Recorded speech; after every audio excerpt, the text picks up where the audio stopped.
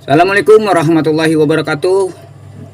Halo bosku, pada kesempatan kali ini saya akan memberikan penjelasan tentang belajar ilmu servis kulkas. Mungkin di luaran sana ada yang ingin belajar ilmu servis kulkas. Jadi bagi Anda yang mempunyai jiwa teknisi ataupun mempunyai jiwa oprek-oprek, Anda sangat berpeluang sekali bosku, karena untuk mempelajari ilmu servis kulkas sangat menjanjikan sekali bosku, karena harga jasa servis kulkas lumayan mahal bosku di peluaran. Nah jadi seperti itu.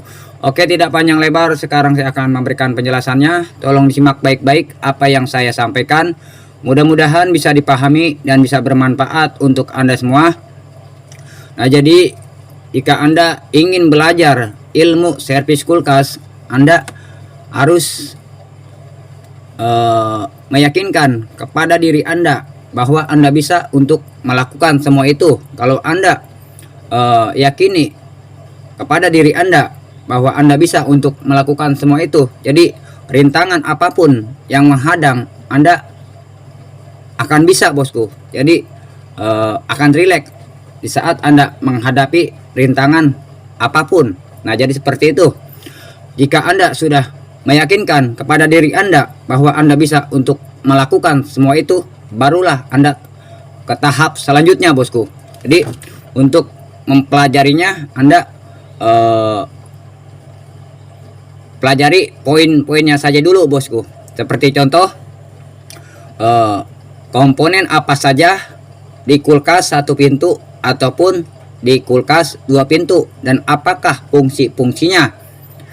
Jika Anda sudah mengetahui komponen apa saja yang terdapat di kulkas, baik untuk kulkas satu pintu maupun kulkas yang dua pintu, dan Anda sudah mengetahui fungsi-fungsinya, setidaknya di saat Anda menangani kulkas konsumen, Anda bisa memprediksinya bosku. Yang terpenting Anda jangan ragu di saat menghadapi kendala kulkas. Kalau Anda sampai ragu sedikit pun dalam memprediksi atau memperbaiki kulkas yang berkendala, pastinya Anda diragukan oleh konsumen bosku. Nah oleh karena itu Anda harus mempelajari terus dan memperdalam ilmu servis kulkas, supaya di saat Anda menghadapi kulkas konsumen, Anda tidak diragukan bosku. Nah jadi seperti itu. Nah sekarang saya akan kasih tahu komponen apa saja yang terdapat di kulkas dua pintu. Nah sekarang saya akan beralih ke belakang kulkasnya bosku, dekat kompresor.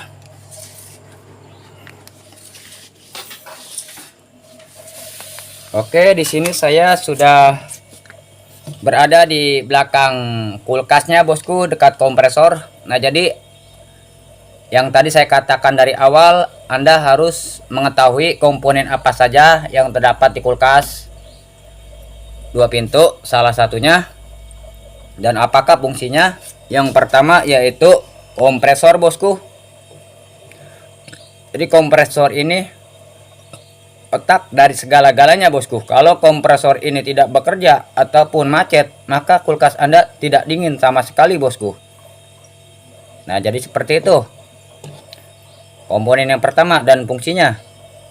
Yang kedua yaitu pipanya bosku. Nah ini pipa untuk pengisian freon. Jadi apabila di saat Anda mengisi freon lewat pipa yang seperti ini bosku. Setelah itu kita lanjut ke pipa tekannya bosku. Nah ini pipa tekan. Nah oleh karena itu kalau Anda pegang pipa tekannya akan terasa panas kalau memang kulkas Anda normal, ataupun di dalam pipanya masih terdapat freon.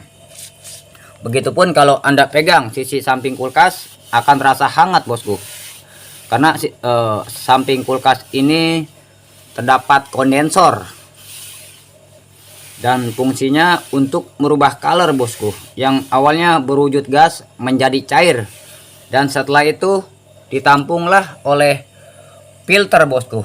Nah ini yang disebut filter. Fungsi dari filter yaitu untuk menyaring kotoran, bosku. Kalau di dalam filter ini banyak sekali kotoran sehingga sirkulasi freonnya tidak mengalir secara normal, bosku. Dan mengakibatkan kulkas Anda kurang dingin, bahkan tidak dingin sama sekali karena freonnya tersumbat, bosku. Nah, jadi seperti itu. Nah, oleh karena itu kalau di saat Anda sebelum mengisi freon, Anda harus mengganti filternya, bosku. Jadi bagaimanapun juga filternya sudah kotor. Nah, jadi seperti itu. Setelah itu kita beralih ke komponen selanjutnya yaitu pipa kapiler. Nah, ini yang disebut pipa kapiler, bosku, yang menuju ke evaporator. Kalau untuk kulkas yang satu pintu disebutnya evaporator, sedangkan kulkas yang dua pintu yaitu refrigerator. Nah, sekarang kita beralih ke bagian pintu atasnya, bosku, di ruangan freezernya. Nah, ini pipa kapiler, bosku, dari filternya menuju ke pipa refrigeratornya. Jadi freonnya ini akan disemburkan, bosku. Jadi freonnya akan disemburkan, bosku. Nah, oleh karena itu di pipa refrigeratornya akan terjadi bunga es, akan terjadi pembekuan es, dan freonnya akan menguap, bosku. Jadi hasilnya seperti ini, bosku. Oke, kita langsung beralih lagi ke belakang kulkasnya. Setelah dari pipa refrigeratornya akan menuju ke pipa hisap, bosku. Nah, ini disebut pipa hisap. Nah, oleh karena itu kalau Anda pegang, pipa hisapnya tidak terasa panas. Berbeda halnya dengan pipa tekan, bosku.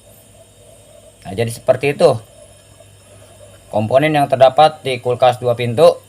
Ada juga kulkas yang dua pintu diberikan kapasitor, bosku. Jadi kulkas saya ini tidak memakai kapasitor. Nah, jadi seperti itu. Komponen selanjutnya yaitu sensor defrost atau disebut dengan bimetal, bosku. Nah, ini komponennya, bosku, yang menempel di akumulator. Jadi fungsinya untuk mencegah terjadinya pengeblokan es di bagian yang seperti ini, bosku. Jika suhu di ruangan freezer sudah tercapai, maka komponen yang seperti ini dia akan terhubung, bosku, dan tidak lama kemudian timernya yang awalnya di pin nomor 2 di pin nomor 4 secara otomatis akan berpindah di pin nomor 2, bosku, dan arusnya akan mengalir ke heater. Dan di saat itulah proses pencairan bunga es akan berlangsung, bosku. Dan tidak lama kemudian kalau di tempat bagian yang seperti ini bunga esnya sudah mencair semua, maka komponen yang seperti ini posisinya akan terbuka, bosku.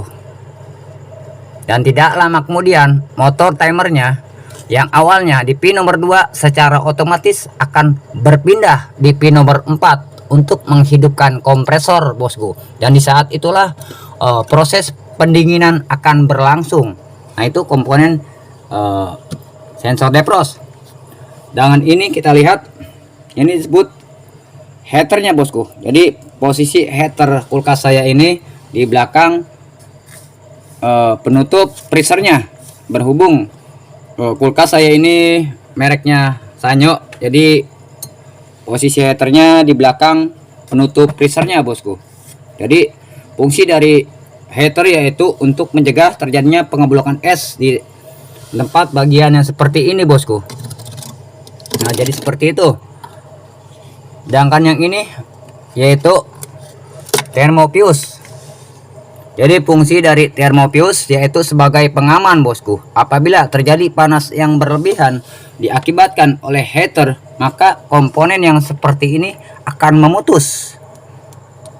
Kalau komponen salah satunya yang seperti ini ada yang rusak ataupun ada yang terputus, maka di saat proses pencairan bunga es berlangsung dan setelah di bagian yang seperti ini esnya sudah mencair semua, maka komponen yang seperti ini yang disebut sensor defrost tidak terbuka, bosku. Nah, jadi seperti itu yang membuat komponen seperti ini pecah ataupun termofuse-nya sudah putus karena diakibatkan oleh sensor defrost yang sudah rusak, bosku. Jadi posisinya tidak terbuka ataupun tidak memprotek. Nah, jadi seperti itu, bosku. Selanjutnya yaitu termostat, bosku. Nah, jadi di sini ada termostat, bosku. Fungsinya untuk mengatur suhu dingin. Jadi semakin Anda mengaturnya secara maksimal, maka kompresornya akan hidupnya akan lama, bosku. Nah, jadi seperti itu fungsi dari termostat. Setelah itu kita lihat di bagian yang seperti ini, bosku. Bentar, saya akan pas bagian seperti ini, bosku. Nah, ini tempat untuk menaruh ikan, bosku.